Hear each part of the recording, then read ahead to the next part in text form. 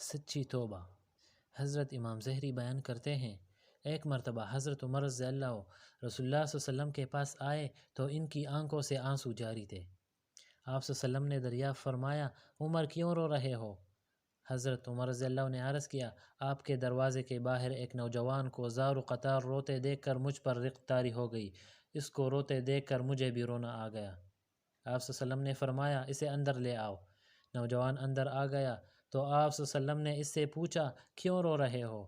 اس نے جواب میں کہا، حضور میرے گناہ حد سے بڑھ گئے ہیں اور اب ڈر رہا ہوں کہ اللہ مجھ پر ناراض ہوگا۔ آپ صلی اللہ علیہ وسلم نے اس سے دریافت فرمایا، کیا تو نے کوئی شرک کیا ہے؟ اس نے جواب دیا، نہیں۔ آپ صلی اللہ علیہ وسلم نے پوچھا، کسی کا قتل کیا ہے؟ اس نے کہا، نہیں۔ آپ صلی اللہ علیہ وسلم نے فرمایا، اللہ تیرا گناہ معاف کر دے گا، خواہ وہ 7 آسمانوں اور 7 زمینوں سے بھی بڑا ہو۔ اس نوجوان نے عرض کیا، حضور میرے گناہ 7 آسمانوں، 7 زمینوں اور اونچے اونچے پہاڑوں سے بھی بڑا ہے۔ آپ صلی اللہ علیہ وسلم نے فرمایا، کیا تیرا گناہ اللہ کی کرسی سے بھی بڑا ہے؟ اس نے کہا، میرا گناہ کرسی سے بھی بڑا ہے۔ اس نے فرمایا، تیرا گناہ بڑا ہے یا اللہ کا عرش؟ اس نے کہا، میرا گناہ عرش سے بھی بڑا ہے۔ آپ صلی اللہ علیہ وسلم نے فرمایا، تیرا گناہ بڑا ہے یا تیرا معبود؟ اللہ یعنی اللہ کی معافی کی طاقت۔ اس نے کہا، اللہ بلند و برتر بڑا ہے۔ آپ صلی اللہ علیہ وسلم نے فرمایا، بڑے گناہ کو رب عظیم ہی معاف بھی کر دیتے ہیں۔ عظیم سے آپ کا مطلب تھا وہ بڑا جس کی بڑائی سب سے چھائی ہوئی ہو۔ پھر آپ صلی اللہ علیہ وسلم نے اس سے فرمایا، تیرا گناہ کیا ہے؟ اس نوجوان نے عرض کیا، میں ایک دن چور ہوں، 7 سال سے میرا یہی پیشہ ہے، نئے نئے مرنے والوں کی قبر کھول کر ان کے کفن نکال لیتا ہوں۔ ابھی پچھلے دنوں ایک انصاری کی نوجوان بیٹی فوت ہوئی تھی، میں نے ان کی قبر کھول کر کفن کھینچ لیا اور وہاں سے چل دیا۔ پھر مجھ پر شیطان سوار ہوا، واپس آ گیا اور اس مردہ لڑکی سے بدفعلی زنا کی۔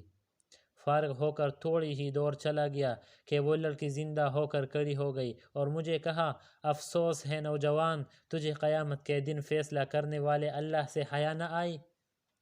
جو ظالم سے مظلوم کا بدلہ لے گا، تو نے مجھے اس مردوں کی بھیڑ میں ننگا کر کے چھوڑ دیا ہے اور مجھے گندا ناپاک کر دیا ہے۔ اب میں قیامت کے دن اللہ کے سامنے اسی حالت میں پیش ہوں گی۔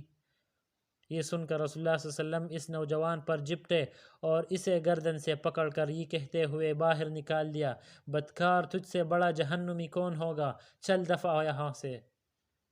وہ نوجوان چلا گیا اور 40 دن تک رات کی تاریکی میں توبہ و استغفار کرتا رہا۔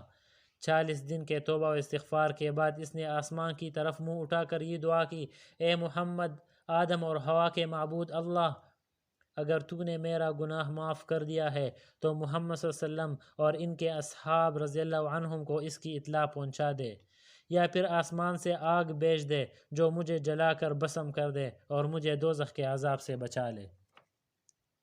راوی کہتے ہیں، جبرائیل علیہ السلام آپ صلی اللہ علیہ وسلم کے پاس آئے، آپ صلی اللہ علیہ وسلم کو سلام کیا اور عرض کیا، آپ کا رب آپ کو سلام کہتا ہے۔ آپ صلی اللہ علیہ وسلم نے جواب میں فرمایا، وہ خود سلام ہے، ہر طرح کی سلامتی اسی کی طرف سے ہے اور ہر سلام لوٹ کر اسی کی طرف جاتا ہے۔